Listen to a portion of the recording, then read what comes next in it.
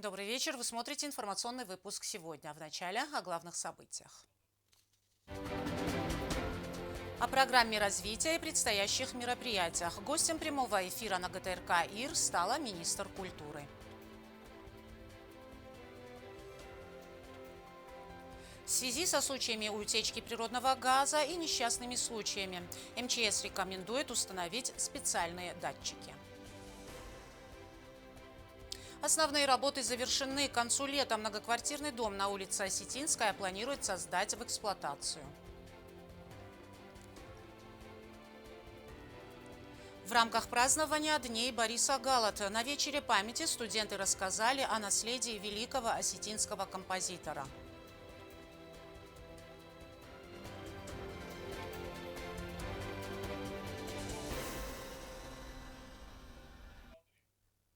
Накануне гостем прямого эфира на ГТРК ИР стала министр культуры Рада Дзагоева.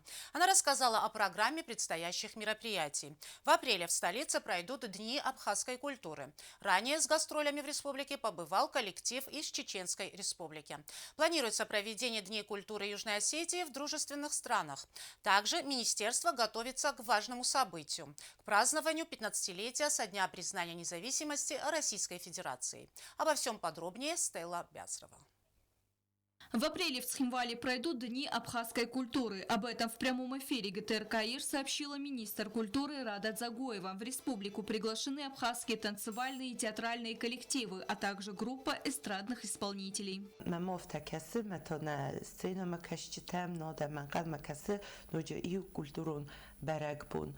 Настоящий фурор произвели на югостинского зрителя мероприятия в рамках Дней культуры Чеченской Республики. Абхазская программа будет не менее насыщенной, отметила Дзагоева. В свою очередь, аналогичные мероприятия Дней культуры Южной Осетии пройдут в дружественных республиках. СИМТ, театр, художники уже готовят программу. Более того, в рамках проекта «Обменные культурные мероприятия» СИМТ покажет концерт в Ростове.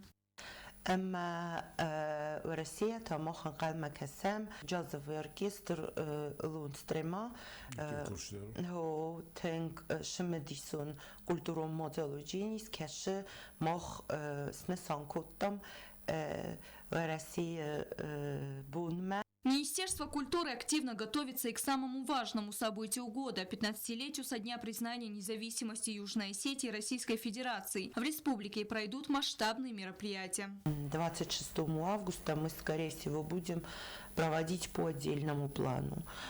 Но вот пока приоткрою завесу, наверное, тайны, и будет приурочен к этому дню фестиваль национальной гармонии.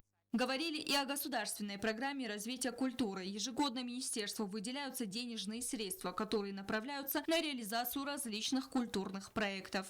900, по-моему, тысяч мы выделили на постановку спектакля «Черная бурка» для нашего Госдрамтеатра. 600 тысяч мы заложили на второй сезон детского телевизионного песенного конкурса «Зарек».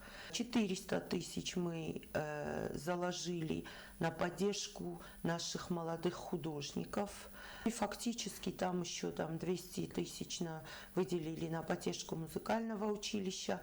Между тем, в подведомстве Министерства культуры 18 учреждений, каждый из которых нуждается в финансовой поддержке. Еще одна проблема, которую озвучила министр, это отсутствие помещений у творческих коллективов. Наиболее проблемная хореографическая школа-студия, которая вынуждена работать в неприспособленных условиях, и вторая музыкальная школа, учащиеся которой уже несколько лет занимаются в аварийном здании. Музыкалон школа это хажуч, ма уж коллектива, на чеген штрбузник хавзахен, абун юнгдер хам уверт свалат комел кенне, хам кошчи кенне, ушел даман хавзахен штрбузник. Но, несмотря на сложности, намеченные планы поэтапно реализуются, и министерство продолжит активно работать и принимать действенные меры, направленные на развитие югостинской культуры. Стелла Бязарова, Фатима Кумаритова. Информационный выпуск сегодня.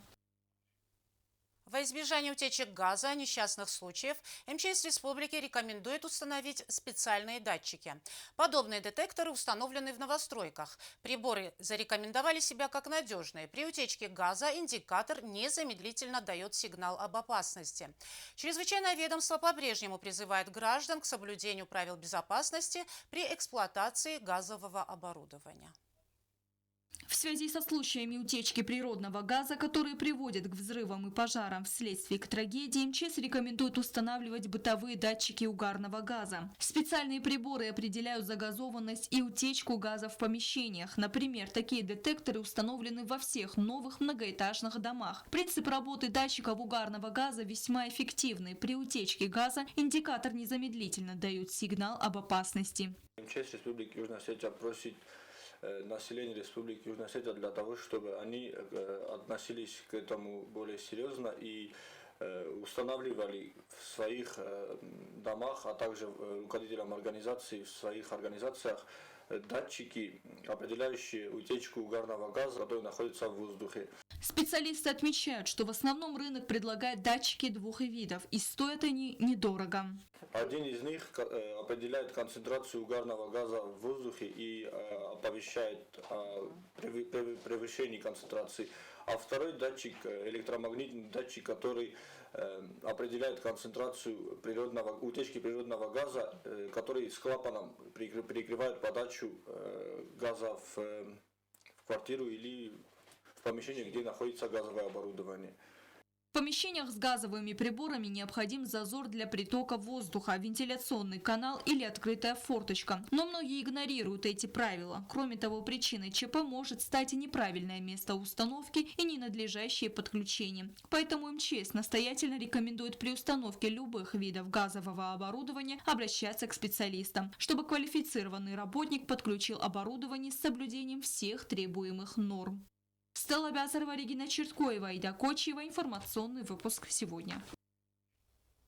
21 марта в Нижнем Новгороде состоялось награждение победителей международной образовательной акции «Русский диктант». Акция прошла на базе Нижегородского государственного лингвистического университета имени Николая Добролюбова. В списке победителей сотрудники МВД Южной Осетии, слушатели Нижегородской академии МВД России Александр Кулумбеков, Аманда Хугаева и Зарина Кулумбекова. Знания по русской орфографии и пунктуации югостинских участников оценены на отлично.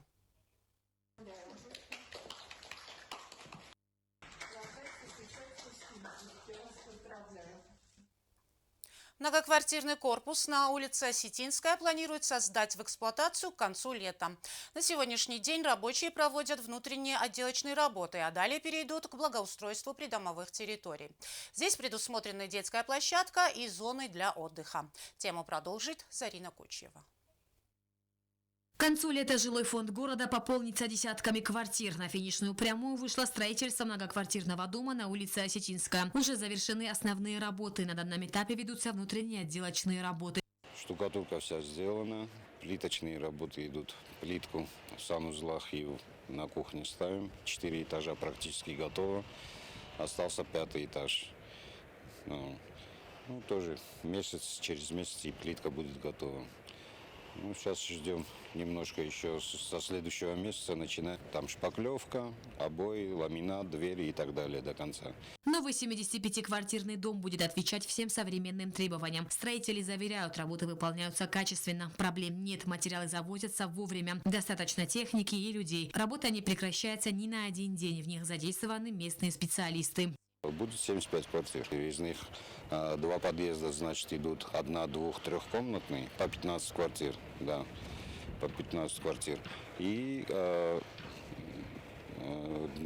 2-комнатные в 2 подъездах, все 2-комнатные. А отдельно стоящий дом, вот один подъезд, который вы видите, там идут 2 однокомнатные на площадке и 4-комнатные. В ближайшее время строители приступят к благоустройству придомовых территорий. Здесь будут обустроены детские игровые площадки и зоны отдыха. Работы ведутся согласно графику. Все уже привезено, вплоть до санфаянса, все стоит, все на месте уже. Так что отставания у нас никак не может быть. Вот с первых чисел начинаем уже благоустройство. К концу лета собираемся сдать. Строительные работы на объекте осуществляет фирма «СТМ Юг». Зарина Кочиева, Сармат Гузитаев. Информационный выпуск сегодня. В республике проходят Дни композитора, основателя музыкального училища и госансамбля песни и танца «Симт» Бориса Галата. В столице прошел вечер с участием студентов Госуниверситета. Они подготовили доклады о творческом пути маэстро. Подобные культурные мероприятия несут информативно-познавательный характер для молодежи. В завершении состоялась церемония награждения. Участникам вручены почетные грамоты.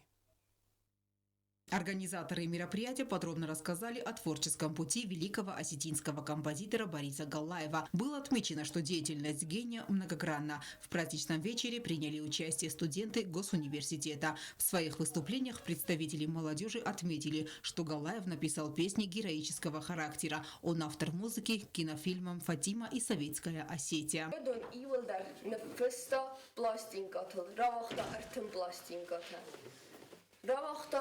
Yn bydgwnt chwyneuyn, ast iron kafte, is chant tacht, bald busama.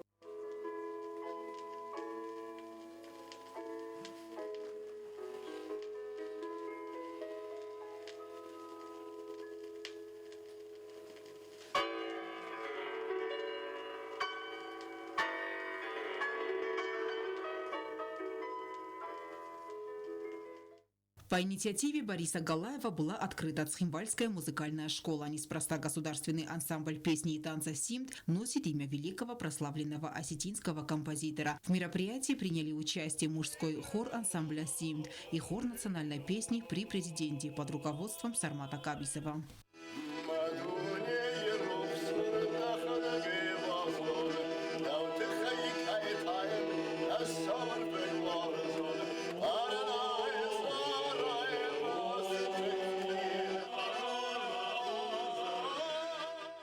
У народа, который не ценит богатое культурное прошлое, нет будущего, отметила в своем выступлении министр культуры Рада Дзагоева.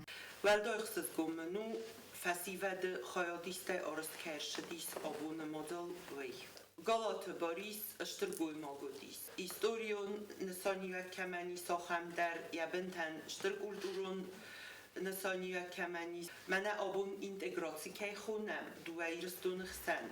Ashe Ademok Ivnage Sorstowios Kashil Kusum Boydanch Politik Ta Nagan Shtrorganizacji Ta. Подобные культурные мероприятия положительно влияют на подрастающие поколения. Они видят, на кого стоит равняться и с кого брать пример. Сегодняшнее мероприятие у нас было запланировано по-другому.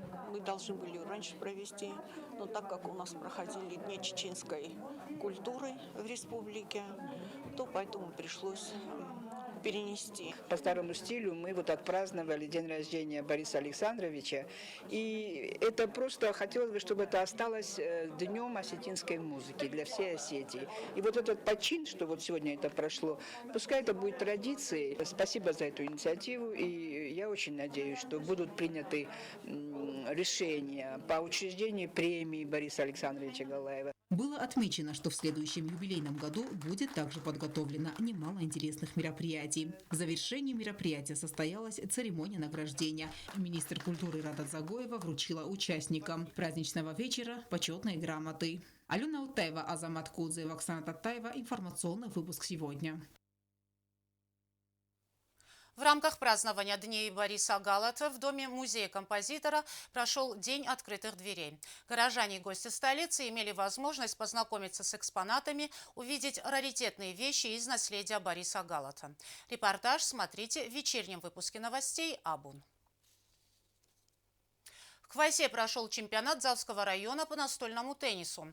За призы боролись 32 спортсмена. Участников соревнований поздравили начальник отдела спорта администрации района Алик Джиоев, президент Федерации настольного тенниса Мириан Джиоев и директор спортивной школы Квайсы Сармат Битиев. По результатам соревнований среди парней первое место занял Артур Хугаев. Серебряную медаль завоевал Аслан Тиблоев. И на третью ступень пьедестала поднялся Хитэг Наниев. Все они представители любителей квайсы. Среди девушек золотая медаль у Камилы Теблоевой из квайсы. Второе место заняла представительница ДЗАУ Милана Тигиева, а на третье место вышла еще одна спортсменка из квайсы Виктория Хугаева.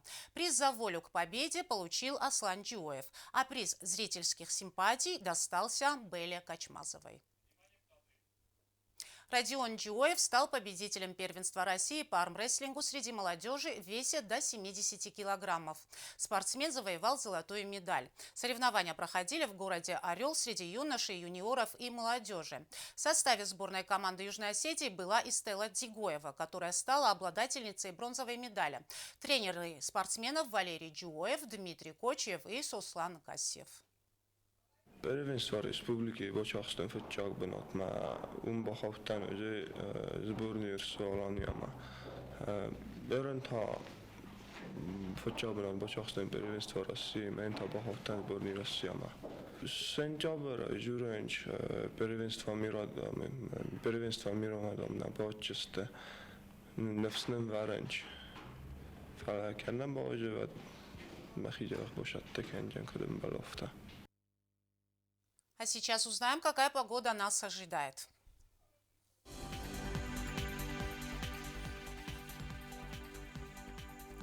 По республике переменная облачность, небольшой дождь. В Заурском районе днем плюс 14, ночью 4 градуса тепла. В Царском районе днем плюс 10, ночью плюс 4. В городе Квайса днем плюс 10, ночью 4 градуса тепла. В Ленигорском районе днем плюс 15, ночью 5 градусов с плюсовой отметкой. В столице республики в Цхинвале днем 14 градусов тепла, ночью плюс 5. На этом наша программа подошла к концу. Я Ирина Джиоева. Желаю вам всего доброго и до свидания.